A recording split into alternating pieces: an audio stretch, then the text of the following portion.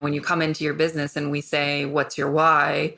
You'll have 900,000 answers to it, but it's very rarely that you get a why that is focused on what you want for that customer. A lot of times we just hear, oh, I want to do it because of this thing that I like, or this is going to help my family. It's like, okay, you can have that why, but also what's the why for the customer? What's the why for the greater purpose? How is your work going to change the world? Even if that's in the tiniest of ways. Hello, friends, and welcome to the newest episode of Creatives on Camera. If you're an entrepreneur teaching, designing patterns, or running a shop and feeling like video is just too complicated or time-consuming, you're in the right place. This podcast is your guide to creating video content that connects authentically with your audience, builds your business, and expands your reach without the stress of a huge production or expensive equipment. We make it simple, effective, doable. I'm Lyric Montgomery Kennard, an artist, educator, and host of the show. Join me as we explore practical tips and strategies to help you confidently share your creativity online. Let's get started. If you've ever felt alone trying to grow your creative business, wondering who else understands the ups and downs of running something you love, this episode is for you. Today on Creatives on Camera, I'm talking with Anastasia Williams, founder of the Fiber Business Collective, a thriving community for fiber artists, makers, small business owners. They're proving that collaboration, not competition, is what keeps our industry alive. We'll talk about building authentic community, success, how connecting with others can make your business more resilient and a lot more joyful. I'm Lyric Montgomery Kennard, founder of the Academy for Virtual Teaching, a community of artists and crafters who bring the joy of creativity to our students through online workshops. If you find value in these conversations, please follow the show and leave a quick review. It really helps more people to discover us. Now let's get right into it.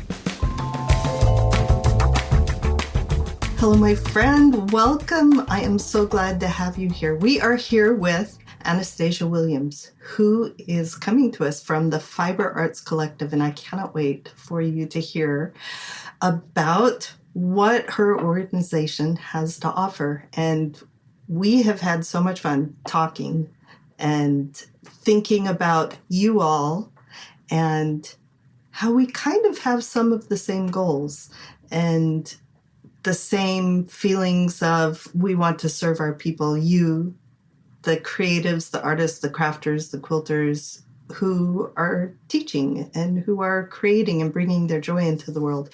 Anastasia, welcome. And I would love you to tell us a little bit about why are you a creative? Why do you do this thing that you do? And what is it? Yeah, that's a great question. And thank you so much for having me here. So I run a membership community for small business owners in the fiber arts industry, right? So we are all the different facets of that industry, which makes us a little bit unique. So we're not just, pattern designers, or we're not just yarn dyers. We're the whole gamut. We've got mill owners and fiber farmers and magazine editors and festival organizers and marketplace. I mean, it's very varied. But the whole idea is that this community is there to not only support each other, but also find a way to, change this industry in general so that it's more resilient and much more serving of all of the individuals within it, right? Right. Did we say what it was called? Oh, sorry. It's the Fiber Business Collective. The Fiber Business Collective. Yeah. I couldn't remember if I said it. Yeah. Who are we? What are we talking about today? That's what we are. And what kind of making do you do? That's a really loaded question. All of the things? I do a lot of the things, right? Like I do the crocheting, I do the knitting, I do a little bit of sewing. I like to build Legos. I do basically. I've had to scale back over time. There's only so much time in a day. There's only so much space in a studio. Correct. So I've had to really kind of keep that limited. Yeah, this is why I purposefully have never learned to knit, because I know it would obsess me. And because yarn just, it's my cocaine, right? And I just can't. I don't have room for another thing in time and space. So, I just make really good friends with a lot of really lovely, talented knitters. Yeah, you might as well save a little bit And of it's your all budget good. that way. Right. So how did your company, how did the Fiber Business Collective come into being? What was the seed of the idea, and why? Why would you think to do that instead of becoming a designer or a shop owner or something else? Yeah, well, I mean, I did actually start out as a yarn dyer. So I did the Mm-hmm. fun thing of you go down the rabbit hole where you start with, I'm going to start by learning how to knit, and then I'm going to then instead learn how to dye yarn, and then I'm going to learn how to spin it, and then I'm going to learn how to shear sheep and go to shearing school, which I literally did. Um, and then realize I need to really like come back off of So this a good. little bit. I fell out of love with the yarn dyeing aspect of it. But one thing that historically for myself that I've come back to time and time again is that I really like to start businesses. Like that is I love the business aspect of things. Are you too a serial entrepreneur? Very unfortunately, yes. Yes, I am. It is my The world needs us, though. They do. They do. We make up what, 80% of the economy. So, anyhow, I feel like and felt like at the time that I was much more suited to helping other people with their businesses versus me trying to continually restart and reinvent the wheel for myself and creating other types of businesses. So I went into kind of more of a coaching consulting role, which I still do. And some marketing consulting specifically is usually where my jam is. And then it became this thing of, a lot of us have questions. A lot of people want to talk about, at the time it was very Instagram algorithm heavy. So I opened up a free community that I really didn't put anything into. It was on Slack. It's just anybody could come in, and a lot of people did. And then it became, everyone wants features. They want, we want to have sessions where you teach this or you do that. It's like, okay, great. So then we packaged it all up and we turned it into a paid membership, and I shifted them all over. A good chunk of them came. We started with, I think, about 80 members at the beginning. And we're still a relatively small group because we're a fairly intimate group, but we have grown over the last 4 years now to about 130 members. So you moved from a casual, let's all get together and just work together, to something more formal and structured. And when you do that, it becomes a business because you start to have expenses. You had to choose a platform to move to host the organization, a container where you could here's the lovely bowl of all the things we have to offer you. And then people had to pay to come in, of course, because we need to support each other. So what happens now? How has that grown from that beginning? I think my question is, when you decided to move, or when they just kind of said, here, you're going to move, and you went with the flow, maybe? How did you think about setting it up, Miss Serial Entrepreneur, as a business that serves other businesses? What was that thought process? And did you just go with the flow, or did you do planning in advance? Did you think carefully and structure it as you were turning it into a for-profit enterprise? I would love to say that I planned it carefully, because that's what I would recommend most people do when they're starting a business. But that's hindsight, right? At the time, it was just I had a full-time job working in corporate America, and it was just something I was doing on the side. So, okay, sure, I can throw together a course. And I mean, I worked really hard on the course, kind of a marketing course for this industry, and kind of made that the signature offering, and then had people come in. Now, things have very seriously ebbed and flowed over the years because we continue to remain extremely agile to meet the needs of the members within. So it has to kind of serve two purposes, right? It has to meet their needs, right? And it has to work on a skeleton crew. It has to do both of those things because it doesn't make enough to sustain, 3 full-time employees, for instance. So we have to find that nice balance of what do people want, what can they afford, and what can we provide within that, within those parameters, which is a little bit tricky at times.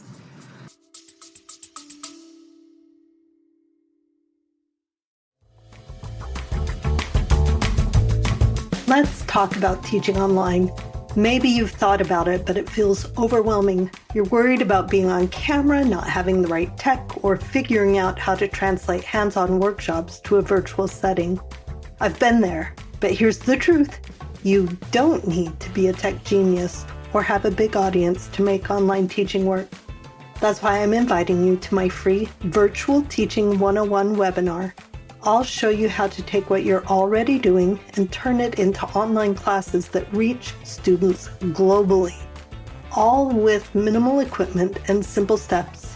When I made the switch, my income per teaching hour jumped by 7 times compared to in-person workshops, and I'll show you exactly how it can work for you too. Spots are limited, so don't wait. Sign up now at academyforvirtualteaching.com and let's get you started on this incredible journey. I'll see you there.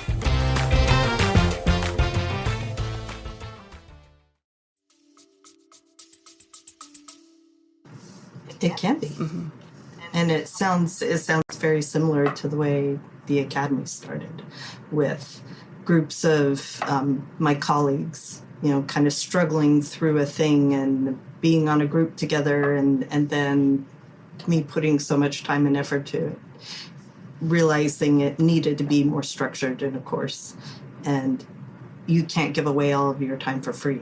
Yeah, I'd love to. So it needs to, yeah, right? Wouldn't it be lovely if we could eat for free and live under a roof? Yeah.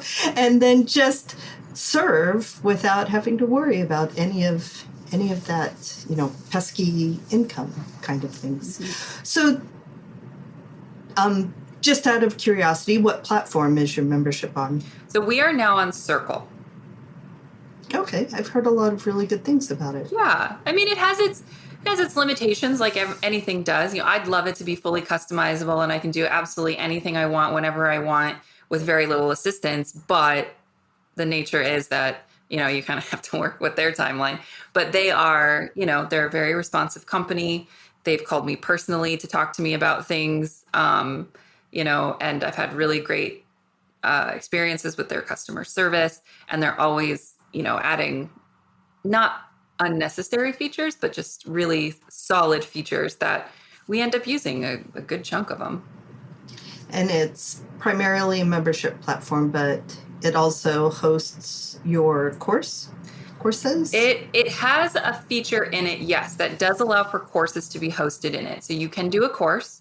You can host live sessions within it, which is a huge thing. We loved that.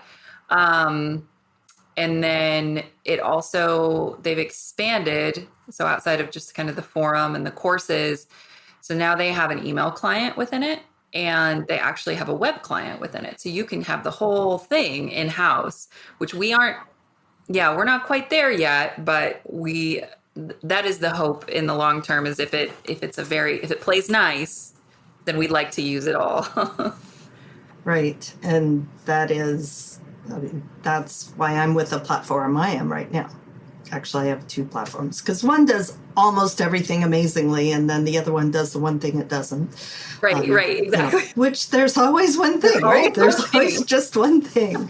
If you could all, anyway.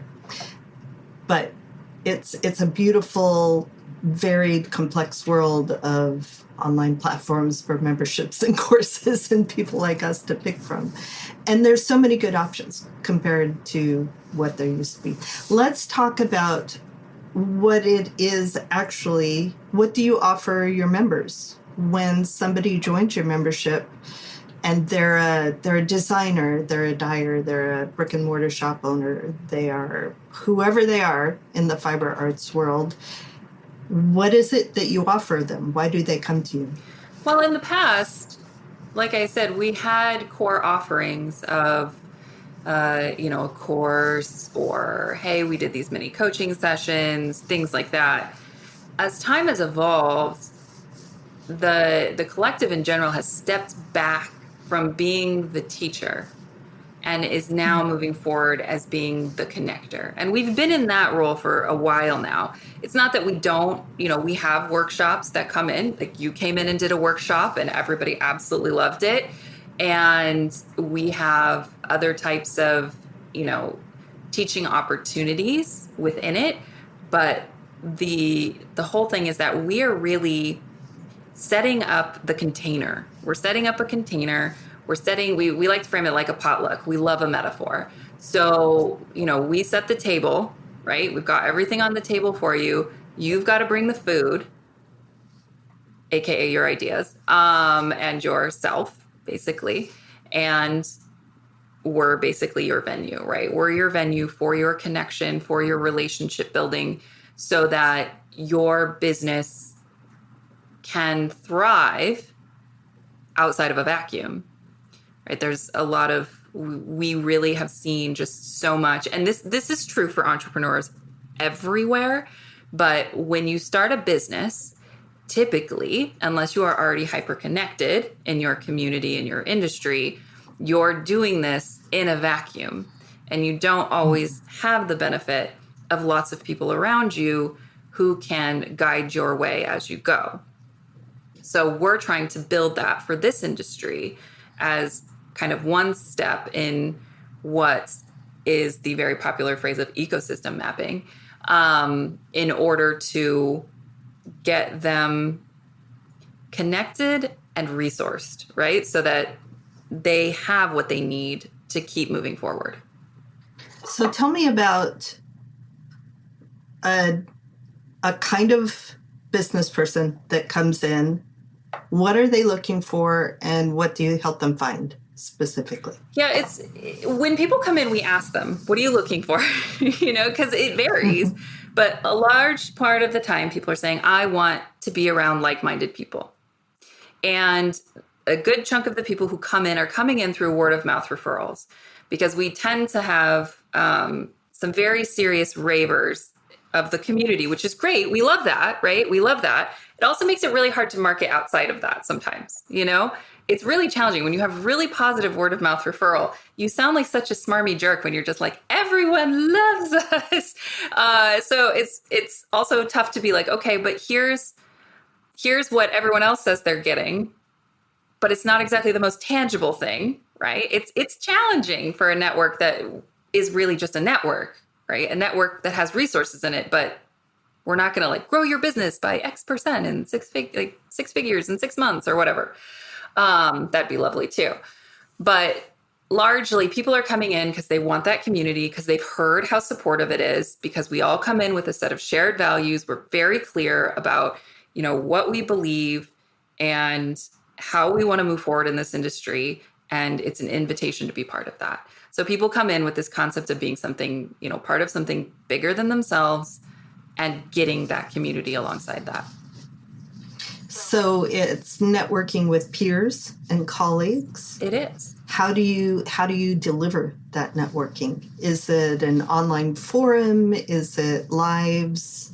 You said you started with Slack, which is just ongoing discussions. What is it now? Yeah, so it's a combination. It's a hybrid of that. So we have, our primary base is our Circle platform, which has the forum aspect. Right. And so there we have different types of categories for different types of discussions, which is very typical in any community that you go into. We practice a lot of vulnerability and practice a lot of modeling of being extremely transparent, and in the hopes that comes back to us through members. Right. And that's how it is. Members are extremely transparent with each other, which is amazing. And it's a safe place to go and say, people, I'm struggling with this thing. Have you been there? How do I deal with this? Or just say I'm not alone and I'm not going crazy. Right. And, it opens up so many different types of discussions. And then we host on monthly basis, we have roundtables and we theme them around kind of whatever. Usually we try to keep our themes in kind of like every quarter kind of staying roughly in the same zone and come up with 3 different topics that kind of relate to that theme. And then that theme relates to like a quarterly challenge that we put together. But we call it a quest because we like to gamify, but that's neither here nor there at the moment. But with these roundtables, we invite at least 3 members to come in and, be panelists, essentially. And over time, we've seen that the members are really taking ownership of the community for themselves, right? So they are now starting to lead those discussions. They are now hosting them. They are, saying, I want to have this discussion. I'm willing to lead it. I want to host a mini challenge. I'm willing to lead it. So really allowing people to be part of its creation and part of its propulsion, I guess, for lack of a better term.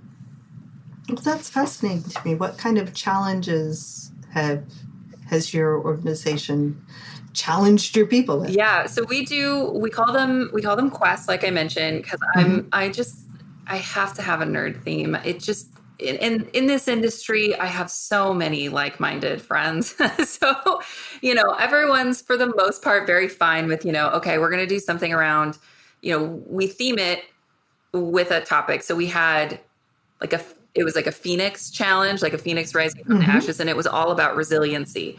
So we have to build our challenges outside of Circle because it is the one thing that doesn't do the thing we want, right?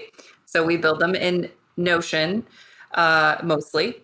And we have kind of like a whole homepage set up there where people can look at the different tasks. They can check them off when they've done them. And each task has like loads of resources and things like, here's what we recommend looking at. Usually stuff that we're not creating, but if we have, we link to all that.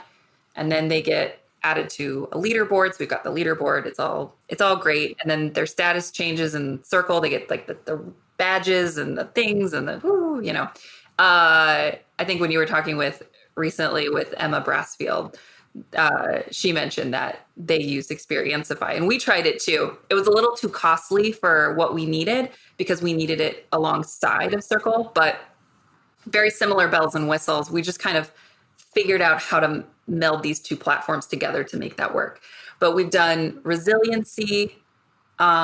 We have done communications, like building communication programs for your customers. We have done one on cooperation. So not just collaboration, but, actually cooperating alongside each other, not just always, with each other, I guess is kind of like an interesting way to put it. And then this season we did, it's kind of an upgrade from an old challenge we used to do, which was, we called it Scary Bingo, where you'd have a bingo card of things that like no one ever wants to do. One of them is always, put your face on camera, things like that. And, but this year we kind of themed it around Halloween time and we called it Spooky Quest. And we ended up doing this really cool interactive spreadsheet. It's amazing what you can do with the spreadsheet where they can log their items and then their bingo card lights up on the spreadsheet and you can see everybody's and stuff like that. So it's very kind of based on the theme. We try to keep it fairly broad so that there's always something in there that applies to every type of business owner. So it's not super hyper specific to one arm of the industry. Really interesting. And I love that the members are taking over that as well. Let's go back to, we were talking a little bit before we started recording about what we were just talking about, collaboration, cooperation. In so many of our industries here in the soft crafts world, right? I don't know what it is, but it's unlike so many other places I've been where there is this spirit of community and collaboration instead of competition. You go to other trade shows and, who's talking the loudest to draw in the crowds because you feel like you have to drown out the other guy next to you because there's only so many people to go around and you have to get them because if you don't, you'll lose. And it does not feel like that. No. In our industry. Yeah. I mean, there are pockets of it, right? Of course. And we'll see that. And people are people. Yes. But by and large. Yeah. By and large, I do think that people are much more willing to be cooperative. And I wonder if some of it has to do with the fact that the minute that you adopt that attitude and adopt that method of existing in your business, the minute that a lot of conflict falls away, right? You don't have to have arguments. You don't have to feel inadequate. Like there's a whole bunch of negativity that kind of just is released. And we all struggle with it at times, right? It's really hard to put off looking at somebody else's stuff and saying, oh, I wish I was as good as them, without really looking under the hood. But I do think that in general, the more collaborative people get and the more they lose that negativity, but they also tend to thrive a little bit more, right? A lot more. Yeah. A lot more.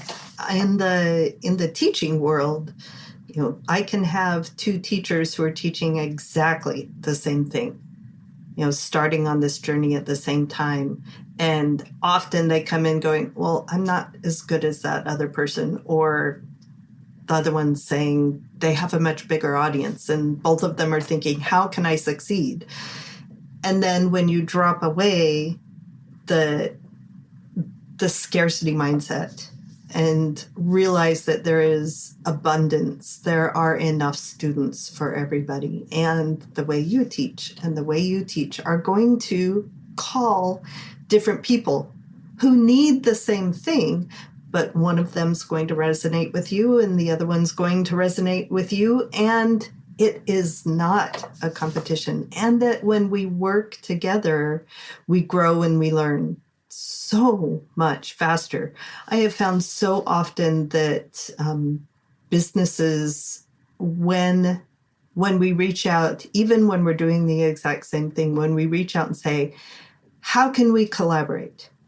We both, maybe we both serve the exact same people, but what flavor do we have each that can build for both of us and serve both of our students? I think it comes from turning your heart away from I'm going to lose and turning it towards how can I better serve the people that I want to reach. Yeah. And I mean, it's really more about them than it is anything else. But I do think that, that's something that a lot of people don't consider is, when you come into your business and we say, what's your why? You'll have 900,000 answers to it, but it's very rarely that you get a why that is focused on what you want for that customer. A lot of times we just hear, oh, I want to do it because of this thing that I like, or this is going to help my family. It's like, okay, you can have that why. That's a great why. I'm not invalidating that in any way whatsoever.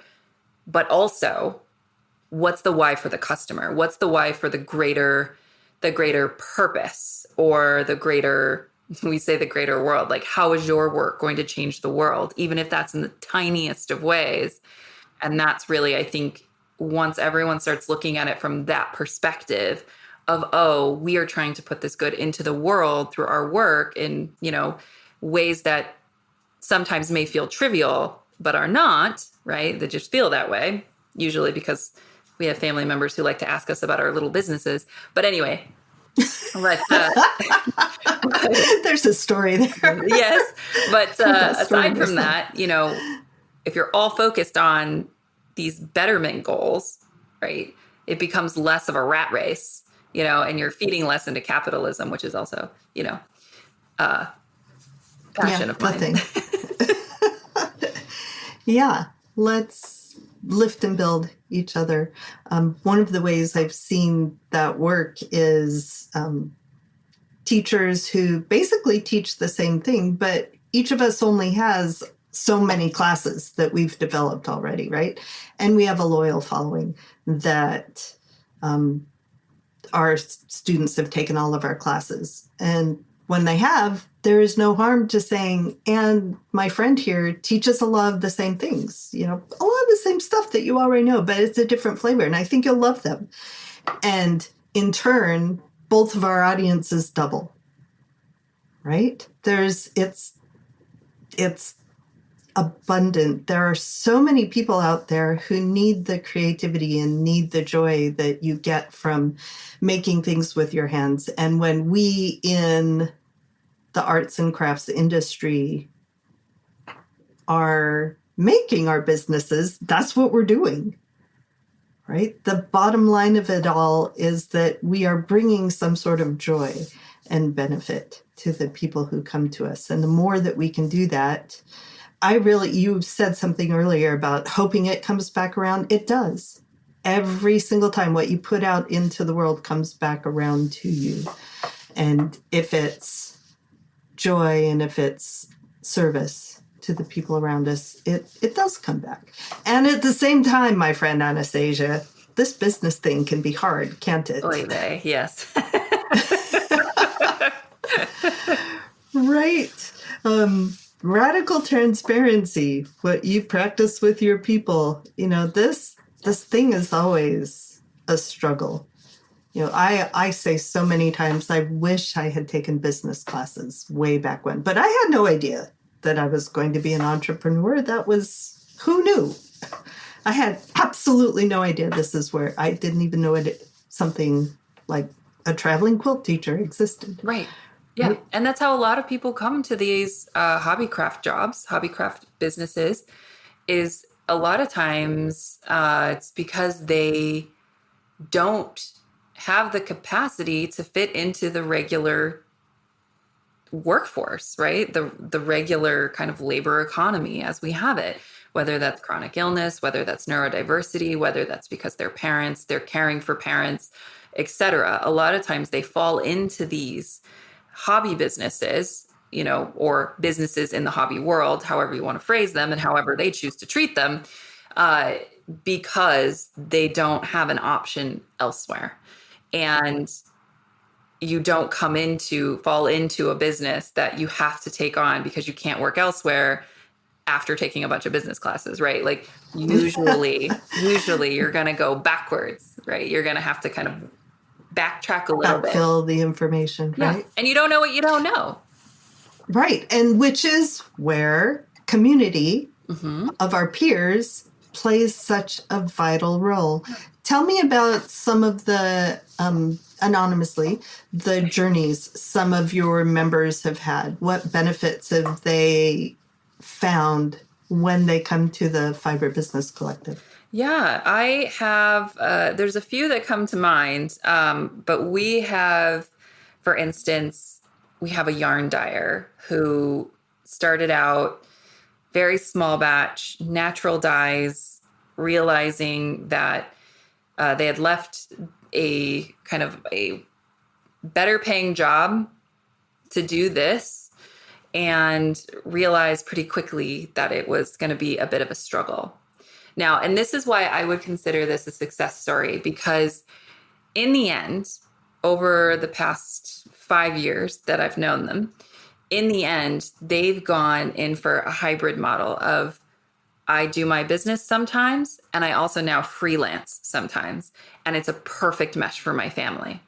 And I don't think that success always has to mean I'm going to do this business full time and it's going to make me 6 figures. That may be some people's idea of success, but when there are other things at play, or if we're just varied and, like to have multiple hands in multiple pots, listen, huge problem over here. Yes.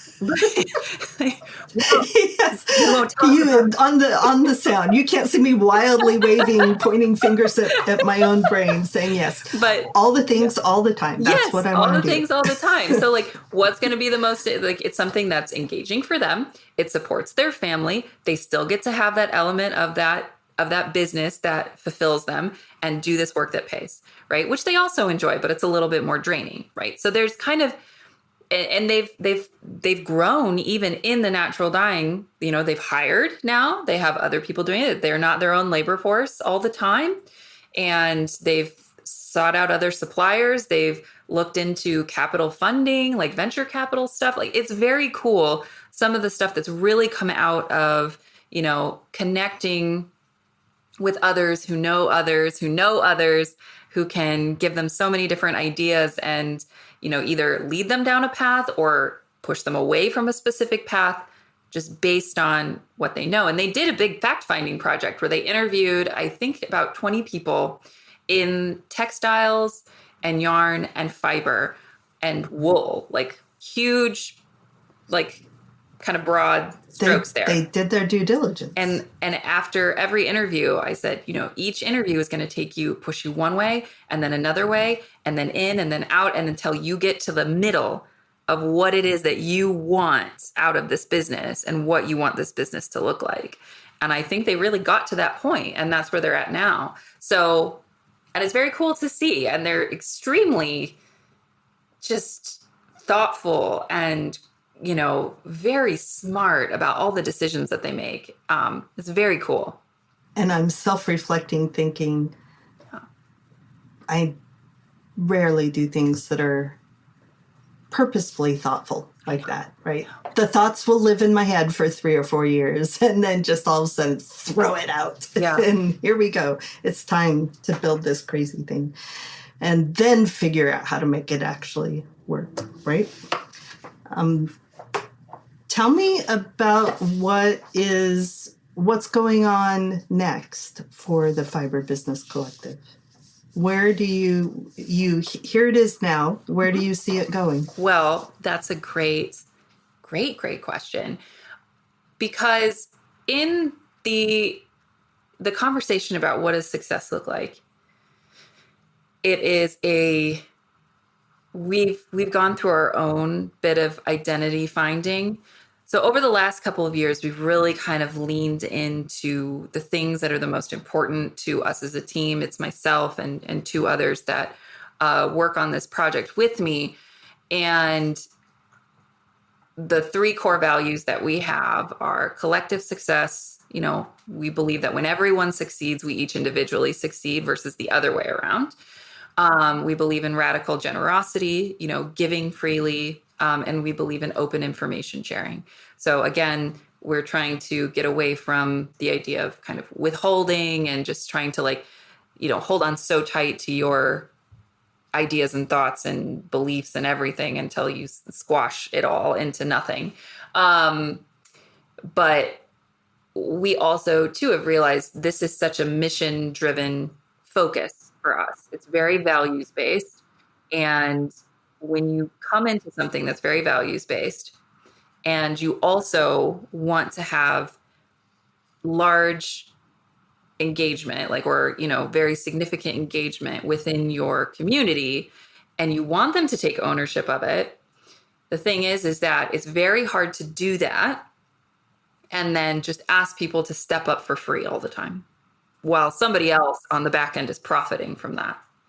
So we have decided that we are actually going to move to a not-for-profit model, meaning that we're going to run the collective as if it is a nonprofit. Because essentially right now, it's not making money. It makes money, right? It makes money, but it doesn't make profit. So It is essentially a nonprofit. It supports itself, but not on the level that. Yes. But the thing is that my employees are getting paid, but I'm not getting paid.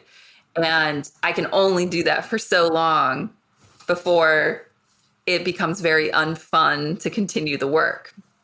Right? Work is not super fun if you go into it hoping you're going to make money, but you end up only volunteering for X number of years. But we need everything that we have right now. We need the extra hands to help with this many members so that it feels like it's high touch and that, people are getting the value that they're paying for it. And we've even reduced the prices in the last couple of years to try to accommodate where people are at financially in this industry too. So, there's a whole bunch of different things about it, but we're going to be, again, just really modeling this as if it is a not-for-profit, being more transparent about our finances, having more kind of volunteer-based activities within it, offering more to the public for free, and really trying to not just have a community that wants to change the industry, but really more a method of how we're going to change that, right? We can talk about it and say we want it and it's great, but you're in a community that's essentially still insulated because there's a paywall. Okay, that's fine. You can have a portion of that, but that's not going to get us to our end goal of getting this resilient industry that is open with each other, right? It's great in our world, but it has to go outside of that. And so, I personally, since I'm not making money from it, I went out and got a full-time job. It's actually like my dream job, so it's great. But I'm an entrepreneurial community navigator. So I'm doing almost exactly what I'm doing in the FBC for a nonprofit locally, and that's basically ecosystem mapping for entrepreneurs, finding them, supporting them, getting them connected with local resources, building programming to, get them from point A to point B, et cetera, and not really duplicating efforts, but really condensing and keeping things very streamlined within the community. So I'm already learning about 9,000 things that I can turn around and take back to the collective, because I feel like having that additional information will really help us move everybody forward. That's fantastic. Yeah. It's lovely how the universe works out that way sometimes. I know. I didn't even know a job like this even existed. Like when it came up, I thought it was a joke. I was like, well, that is the weirdest title I've ever heard of. But sure, let's go for it. And I am kind of obsessed with it. So, but I think it's only going to be positive for, the FBC, because it's just going to give us more tools to support more people. That's fantastic. I love that there is a balance there, right? And every business is different and every organization is different. But once again, you are coming from it. I mean, it kind of sounds, when you talk about, I'm not making money. I've been there most of the time. It sounds scarcity, but at the same time, you turn that into something that's abundant for your people and found a way to make it work for you as well. And then the universe said, oh, and the way I'm going to make it work is going to tie these things together and grow both you and the people you serve. Yeah. Yeah, it is really, I never really thought about it as any sort of like, I'm not very woo. I'm really sarcastic, but I'm not very woo. So I never thought about it as like anything that was connected, but it is kind of bizarre how they are going to just live in sync with each other so well. Like I can't wait to go to H&H next year and just blow the roof off that place. I'm telling you. Oh, that's exciting. For people who don't know, H&H is Handcrafts and Hobbies. It's a trade show in Chicago in the spring. It's been around for just a few years and exploded in growth. And it's exactly what I was talking about when I said I went to this place and felt different than anywhere else. It felt, I would be talking to somebody about something completely different and they said, oh, you know what? You should go talk to that person. Like there was nothing in it for them, but they were saying, you have a need. I know where you can get that need filled. Go over there and do it. And people were doing that all over the place for each other. It was just a really lovely collaborative place. So go. I will see you there and watch you blow it out of the water. If you're wondering, as a business person, especially, a lot of our audience here are teachers. Why would I go to a trade show Why would you go to a trade show, Anastasia? I go If you for the were a teacher. people. I go for the people, because I still, okay, so if we go back to my why in this world is that I so deeply believe that people need people. Like we are tribal humans, and whether we like to argue about politics or we live in a country that is becoming more and more polarized and divided, we don't have to get into it, but the whole thing is that regardless of that we cannot let ourselves be so pulled apart from each other, because that's when we start to lose our humanity. And we have to be able to find ways to work together and to come together in community, in government, and all the different things, because that is how the human race betters itself. That's how we all become better people, is with each other. And I feel like no matter what I do, whether that's I'm going to a trade show, I'm, hanging out with my little neighborhood over here of all the younger families, and all our kids are absolutely insane and breaking things in everybody's houses. Or, I'm running this business, or I'm doing my wild bird rehab, or whatever. Like, all of it is that we need each other. And it may sound cliche, it may sound dumb. I don't really care, because I think it's so unabashedly true. It is. It is. And the kind of businesses that we run are, you can metaphorically think of them as a living, breathing entity in itself. And my business needs other businesses. And when you go to a trade show, you bump up against so many different things that are outside of your experience that you've had before. And some of them can't help but stick. You find different ideas. You find exciting new ways to think about things when you talk to people and rub the ideas up against each other, and new things grow, right? It's that same kind of, our businesses are part of our heart and soul, and they need the connection just like we do. Yeah. And right? I feel like at H&H too, we are not going in there with the sole purpose of, I'm going in there to, increase revenue for my business. Okay, sure. Maybe that's a partial goal. And really, as a business owner, it probably should be in some capacity, but it should be. But like, when you're going in there, you're going in to say, like, okay, who can I meet? Who can I learn from? Who's going to teach me something I didn't know? Who's going to connect me to someone I didn't know? You're coming there for the relationships. And I feel like most of the people that I know that I've attended with are the exact same way. We're all looking at the list of attendees ahead of time. Like, who do I want to talk to? Who do I want to interact with? Who do I want to find? And where are my gaps? What am I missing? Who's going to fill that gap? And really going at it from that perspective versus, I'm sure not all of them have retail stores, so they're not always searching the floor for what can I have in my shop or whatever, but really kind of figuring out, how can I build relationships here? Absolutely. And I have found the most interesting and delightful connections by talking to people who absolutely had no idea I wouldn't think to put them on the list because I had no idea, right? So be open to those experiences as well. Well, friends, if you can make it up to Chicago in the spring, it's a fantastic show. So we invite you. The Academy always hosts a meetup. And so we love to have people come to the room and join us. We're going to do it during lunchtime this year. So Smart.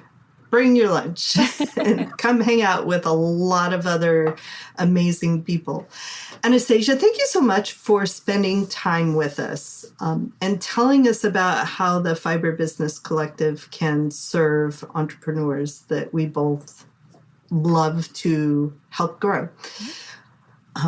Where can people find you? And what do you have coming up that can help our audience? Well, we are to be found on the World Wide Web, as it were, at fiberbusinesscollective.com.